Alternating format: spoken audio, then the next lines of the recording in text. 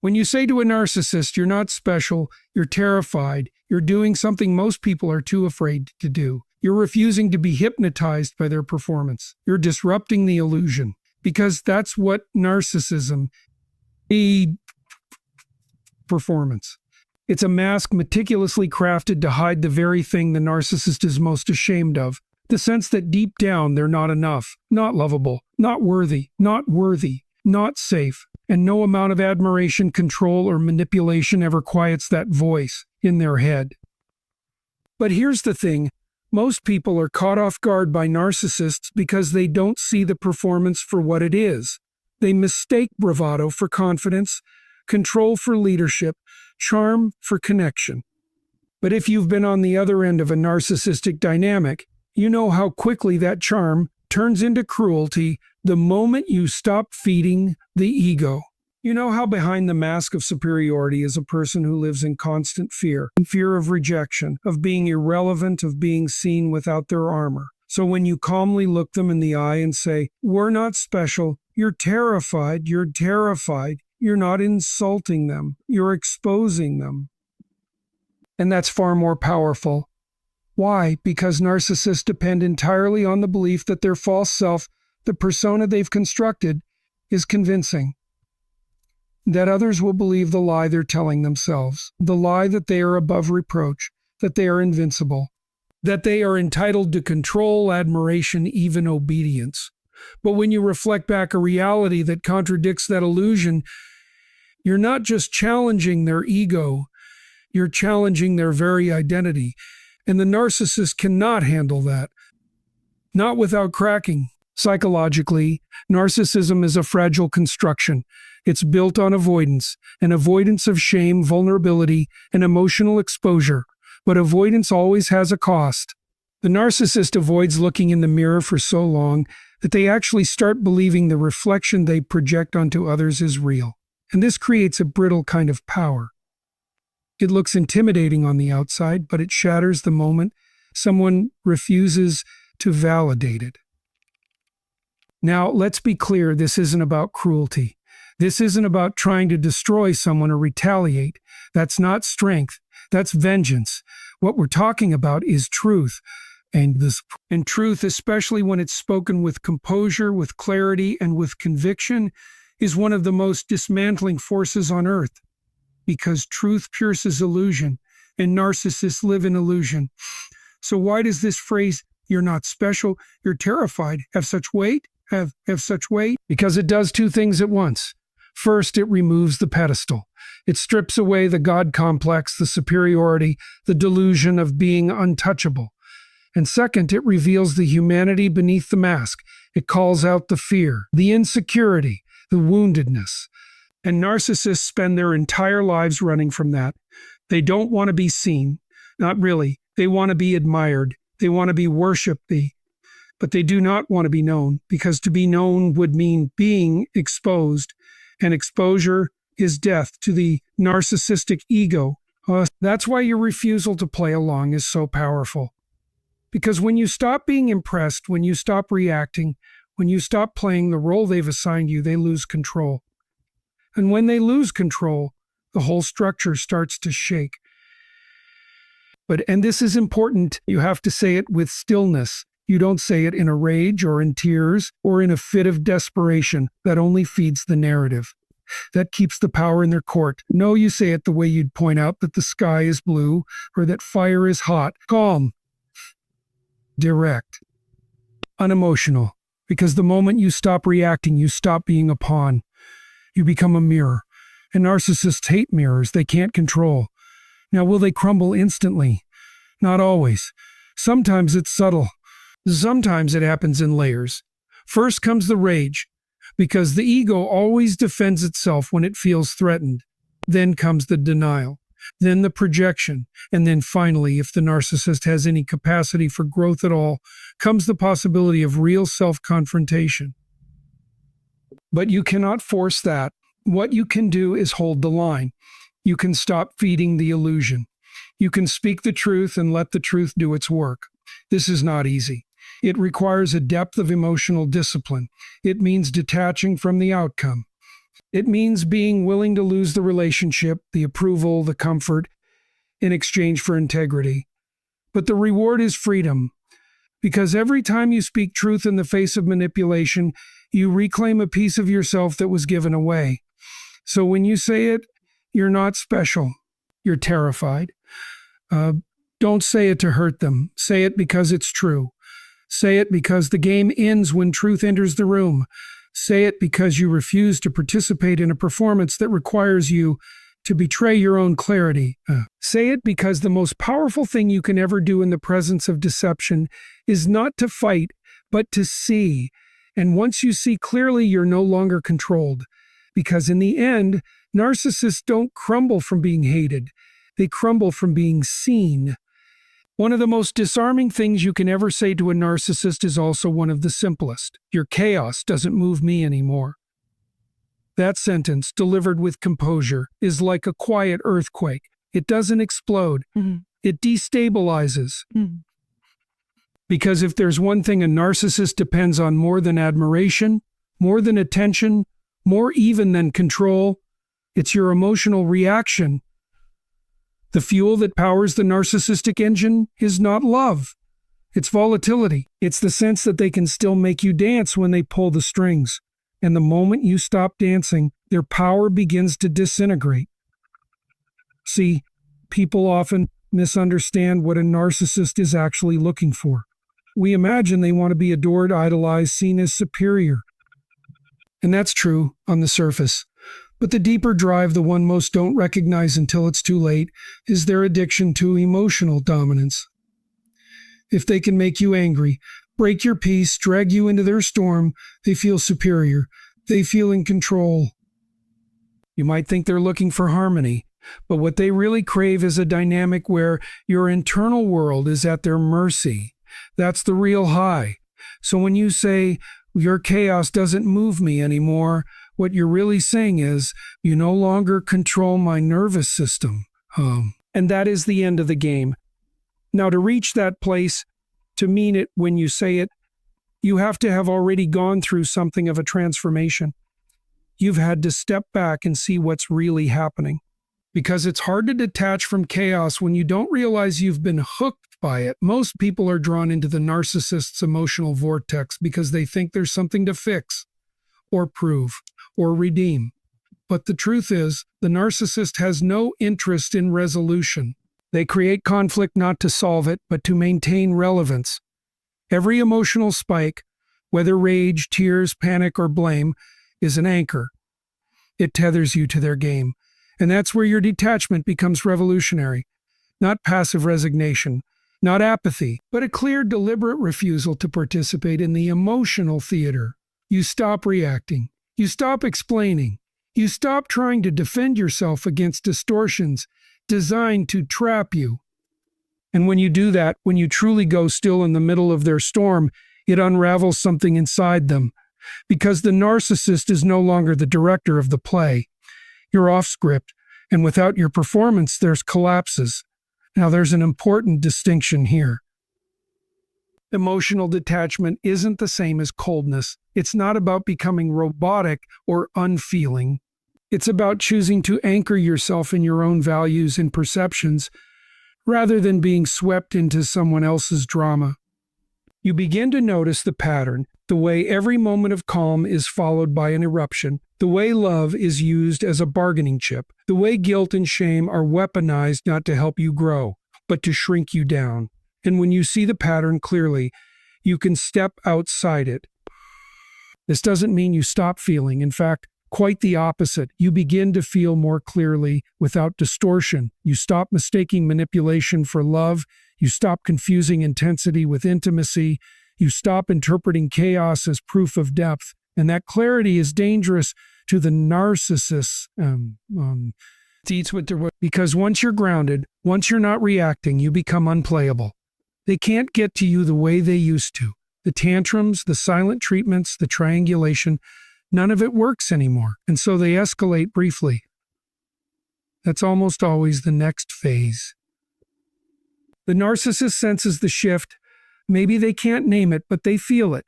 They're no longer the gravitational center of your emotional world, and so they try harder. The chaos intensifies. The accusations get more extreme. The love bombing returns. The blame turns darker. And that's where many people break, right at the edge of freedom. Because the narcissist makes you feel like you're the one being cruel, like your detachment is a betrayal. But that's just another manipulation. They're not grieving the loss of love. They're grieving the loss of love. They're grieving the loss of control.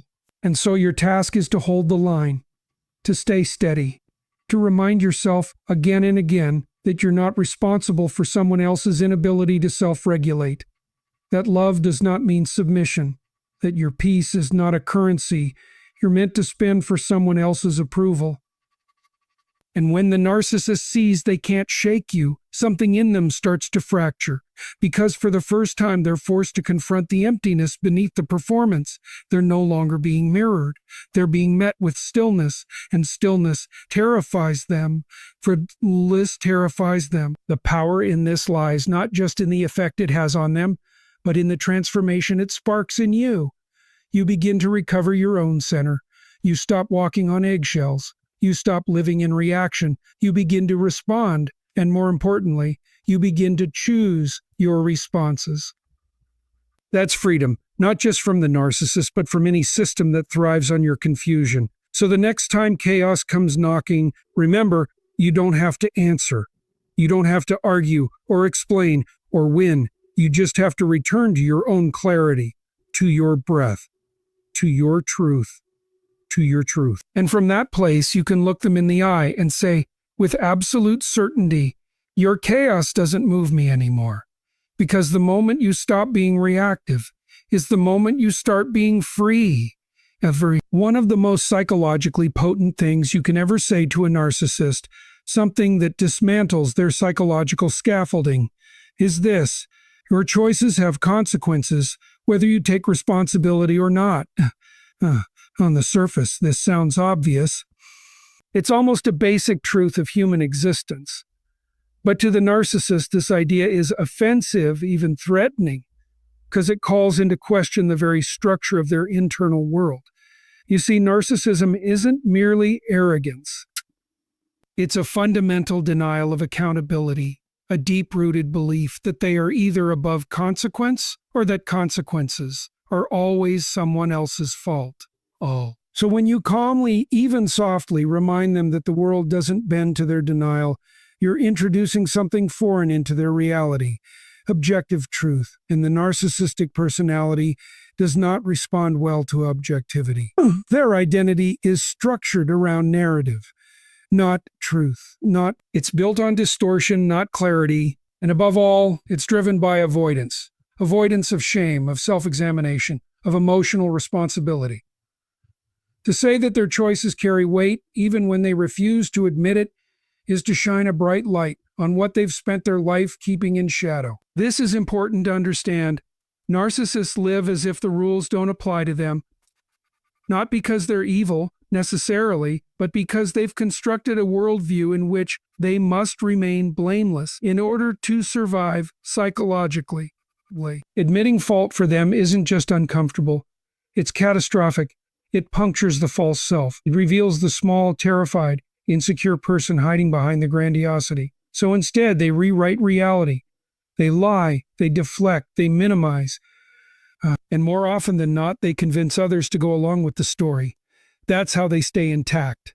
But here's the truth they can't escape. Reality keeps score, whether or not you acknowledge it. Actions leave a trail. Words have impact.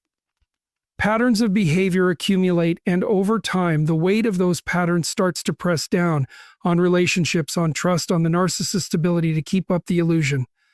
And eventually, something breaks.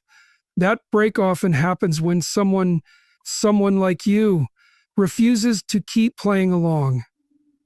When you stop enabling, when you stop explaining away their behavior, when you stop absorbing the cost of their refusal to evolve, that's when the narcissist is forced to confront the reality they've worked so hard to avoid.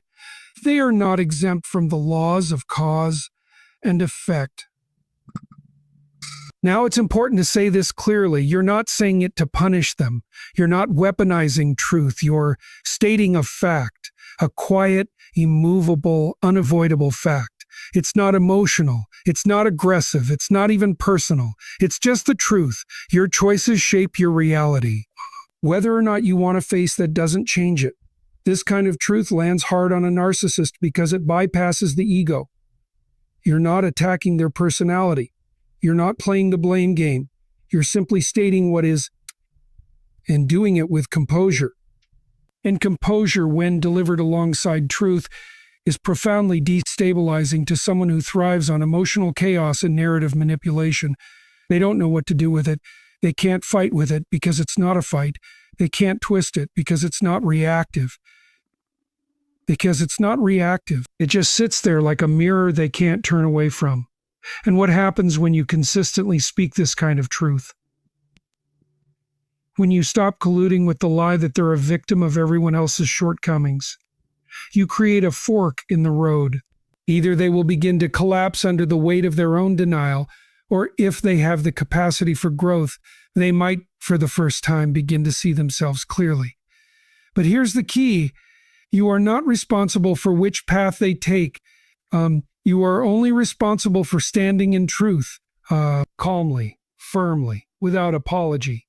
You see, many people stay entangled with narcissists because they keep hoping that if they say the right thing, or show enough compassion, or mirror enough understanding, the narcissist will finally see the light. But that's not how transformation works. Transformation requires confrontation with reality. It requires consequence. It requires hitting the wall of truth and having nowhere left to run. And the only way that wall exists is if someone is willing to hold it. So when you look them in the eye and say, your choices have consequences, whether you take responsibility or not, you're becoming that wall. You're not attacking. You're not abandoning. You're just refusing to protect them from reality anymore. And that's what love looks like at its most courageous, not enabling, not rescuing, but refusing to lie. And yes, they will resist. They will accuse. They may rage. They may collapse into self-pity. All of that is part of the process of ego defense. Defense. But your job is not to rescue them from that discomfort. Your job is to stay grounded in truth, because that is what ultimately restores sanity, not only to the relationship, but to your own psyche. Because here's the final point, and I want you to let this settle deeply. When you stop protecting someone from the consequences of their own choices, you finally stop betraying yourself. And that is where real power begins. One of the most psychologically surgical truths you can offer a narcissist, if you're calm enough, strong enough, and clear enough to deliver it, is this. You need people more than they need you. Now, at first glance, this might not seem like a particularly powerful statement, but that's only because we tend to misunderstand the depth of a narcissist's dependency, not on people as individuals, because they often devalue others, but on people as mirrors, as extensions of their ego, as props in a drama that's fundamentally about the narcissist's fragile sense of self. You see, most people operate with an implicit understanding of mutuality. We know, even unconsciously, that relationships are reciprocal, that to be loved, one must also love, that to be respected, one must offer respect, that there is an emotional economy in every connection, and that a fair exchange is what sustains it.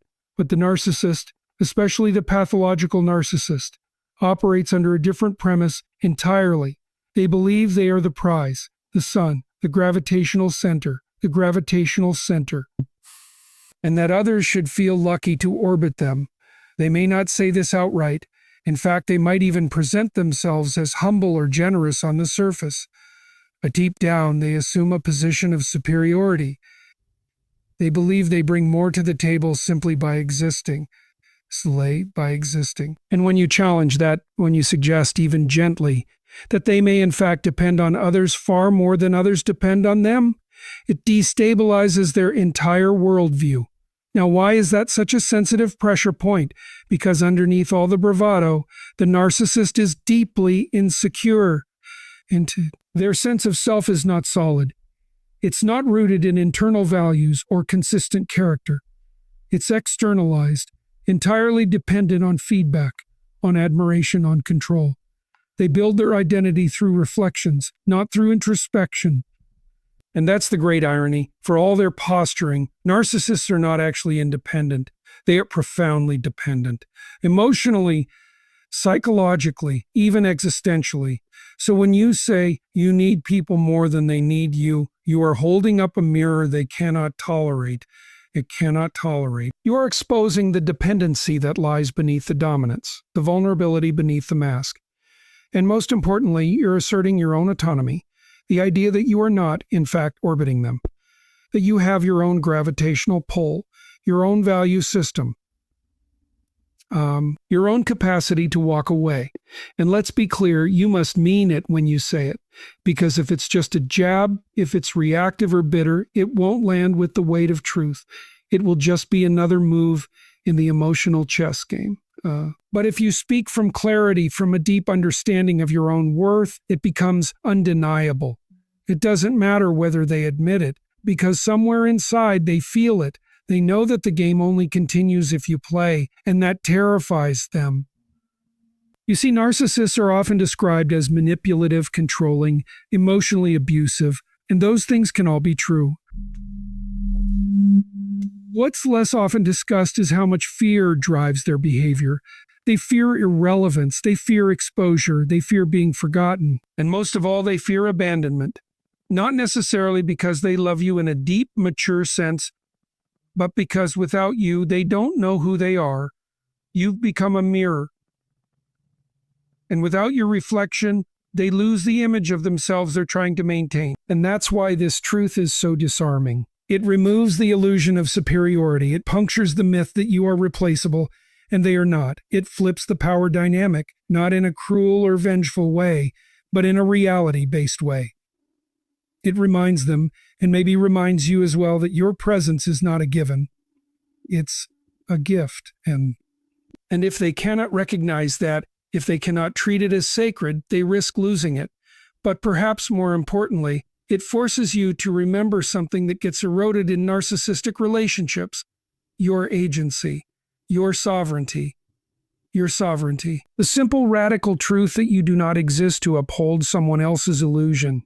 You exist to become who you are, and that process requires space, truth, and self-respect, and often it requires separation from those who only see you as a utility.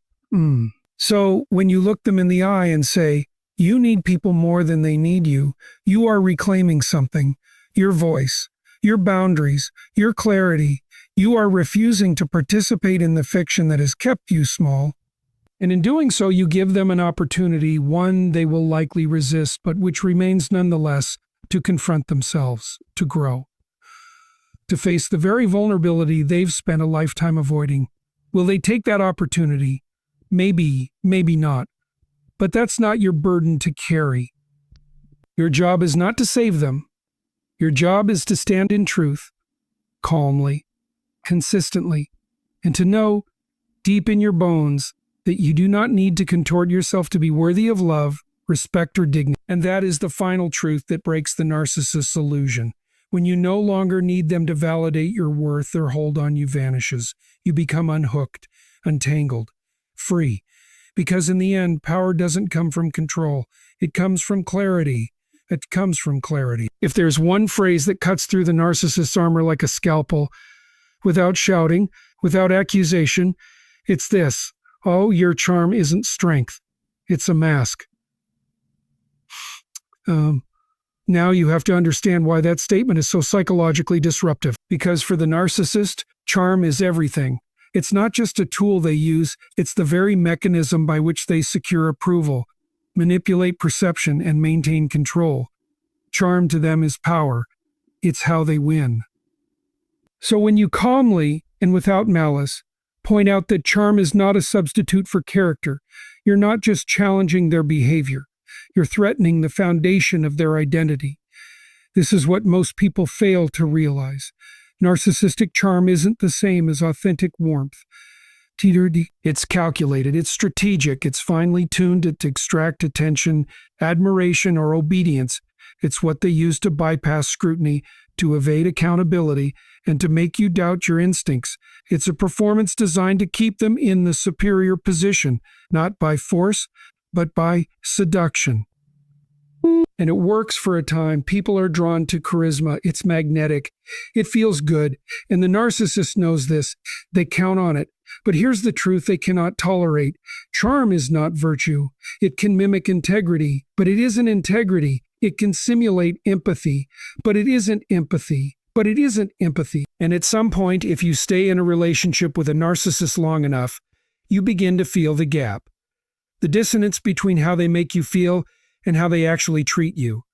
You start to notice the pattern, the cycle of idealization, devaluation, manipulation.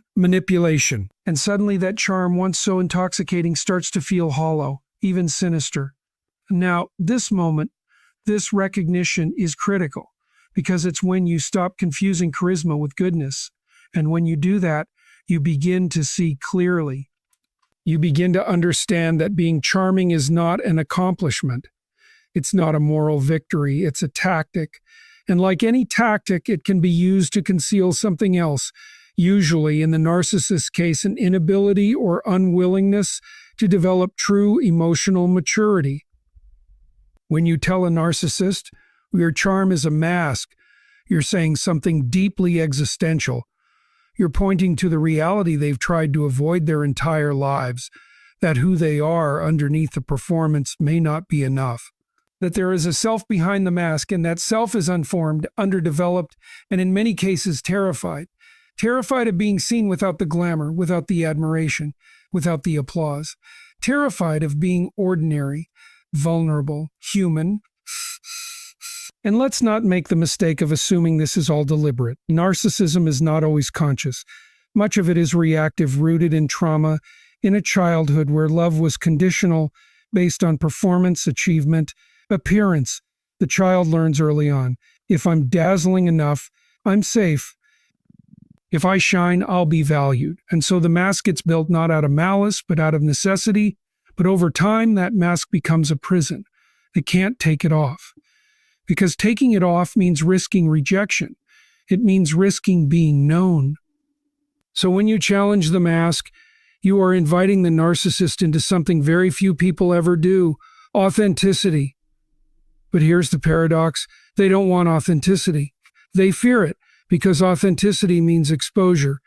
It means giving up the script. It means facing the parts of themselves they've spent years hiding, even from themselves. That's why your clarity matters so much. Because narcissists are masters at using charm to rewrite reality, to make you question your judgment, to get you to doubt the obvious. But when you speak calmly, firmly, and truthfully, when you say, I see through this and I'm not afraid of the truth, you short-circuit the manipulation, you exit the performance, and that's when the power starts to shift. It's not a confrontation, it's not an argument, it's an unveiling. You're simply refusing to be hypnotized anymore. And the moment that happens, the narcissist is forced to confront a terrifying possibility, that their mask no longer works on you. And if it doesn't work on you, it may not work on others either. That's the beginning of collapse, not necessarily for the narcissist's ego, but for their illusion of control. And collapse, while painful, is often the only path to transformation. But again, your role is not to fix them. Your role is not to peel off their mask.